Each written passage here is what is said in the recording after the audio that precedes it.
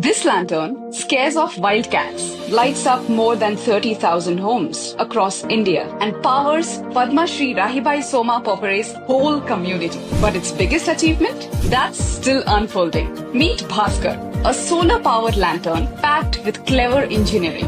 Sachin Dhande, inspired by his late wife Dipali's design, built it to be compact, lightweight, and tough. It is small enough to hang off a cycle or strapped to your knee for farm work. But Bhaskar's tech isn't simple by design. It's simple on purpose. Sachin knew in remote villages where help is scarce, self-reliance is the only way to go. That's why Bhaskar was designed with minimal wiring, easy to replace parts, and no complicated circuits. A design so intuitive, it can be assembled by hand no matter your age or ability.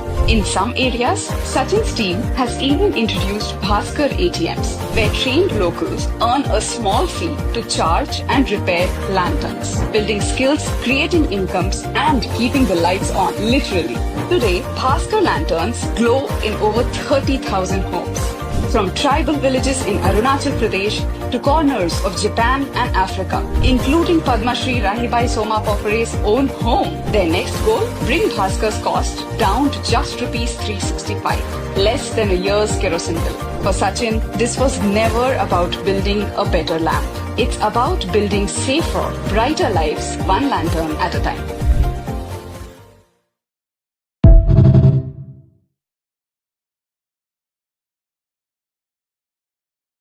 आत्ता दुपारचे 12 ते 4 जरी वाजले असतील, आपण भर दुपारी आहोत. आता गावाचं नाव काय आहे? अंबावती. अंबावस्ती मध्ये आहोत. पानशेतवरून आपण आले आहोत. सारथी फाउंडेशनचे आपले हे अशोक दादा जंगले यांच्यामुळे आपण इथपर्यंत पोहोचलो आहोत. आपण रायगडला काम केलंय. ही वस्तीमध्ये ह्यांच्या 5-6 पिढ्या झाल्यात. कोणीही लाईट नाही. भर 12 वाजता पूर्ण अंधार आहे, काहीही दिसत नाहीये. आणि आपला हा एक दिवा, यांचं घर, हा लॅम्प आपण इथे सोलरचे सारथी फाउंडेशनच्या यांच्याकडून देतोय. लाईट दाखव तसं घर पण तुम्ही बघा. खूप लांबी आहे, आता लावता येते मस्त.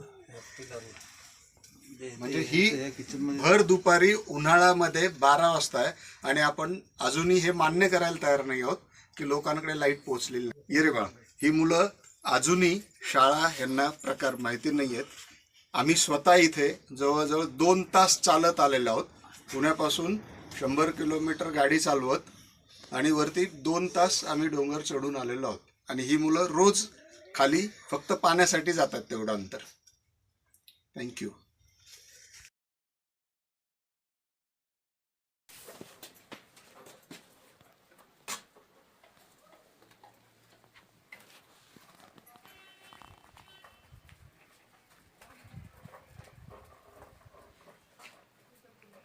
एक एक रखो ना नीचे. हाँ, उसमें ऐड का एक एक.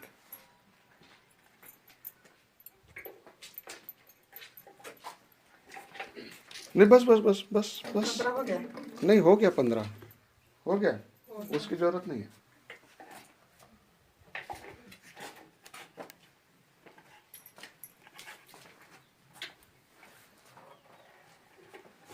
भैया एक एक लैम्प दो उनको.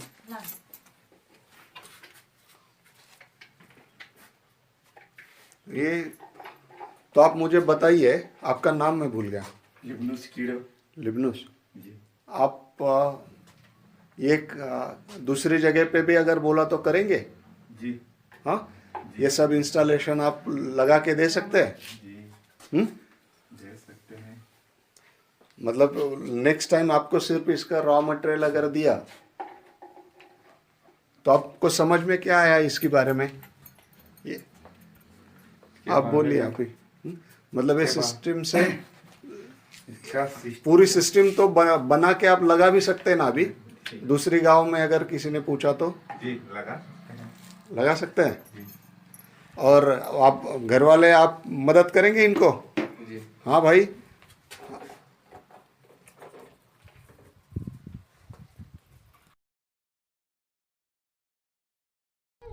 चालू कर. हाँ, नमस्कार. आत्ता आपण किती वाजलेत? रात्रीचे 10.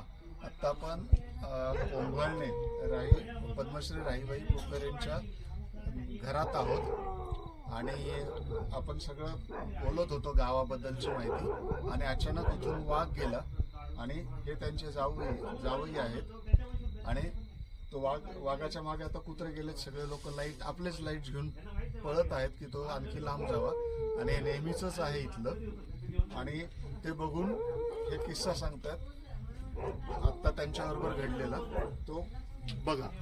तर मी अकोले ते राहणारा रहिवासी असून तर हाच लॅम्प मी यूज करत होतो गाडीला. हेडलाईट बंद असल्या कारणाने मी हा लाईट यूज करायचो. हा हेडलाईट मी या नंबर प्लेट पाशी इथं अटकून पुढे रात्रीचं जायचं अडकवला होता. कधी रात्रीचा प्रवास करायचा असला तर इथं लावायचा. तर प्रवास करताना असा ओढ्यामध्ये असताना दोन्ही बाजूनी ओढा खड्ड्यामध्ये असताना वाघ 5 फुटाच्या अंतरावर उभा होता.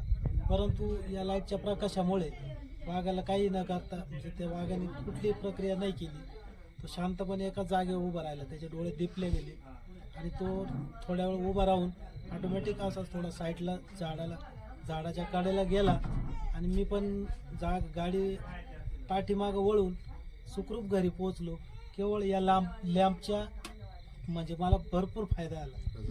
हा आपला भास्कर लॅम्प आहे की जे आपले अंध लोकांकडून आपण करतोय आणि आता आपण पद्मश्री राहीबाई पोपेरेंच्या इथला हा आत्ताचा प्रसंग आहे. आमचे अजूनही हातपाय थरथरत आहेत. यांना नेहमीच झालंय पण वाघ जाताना पण आम्ही ऐकतो तुम्हाला काही हे हा कुत्रा बघा. तो कुत्राही दाखवा. हे बघा प्रत्येक कुत्र्याला कसं या नाही मानेला कसं हे लोखंडी सगळं लावलेलं आहे. नाही तर ते कुत्रे तिकडून दिसतंय का ते हा हे मुद्दामून असं की जेणेकरून मान धरली. हे बघा हा इथे पण आहे. मान धरली की ते वाघाचे कारण ते डायरेक्ट अटॅक करतात.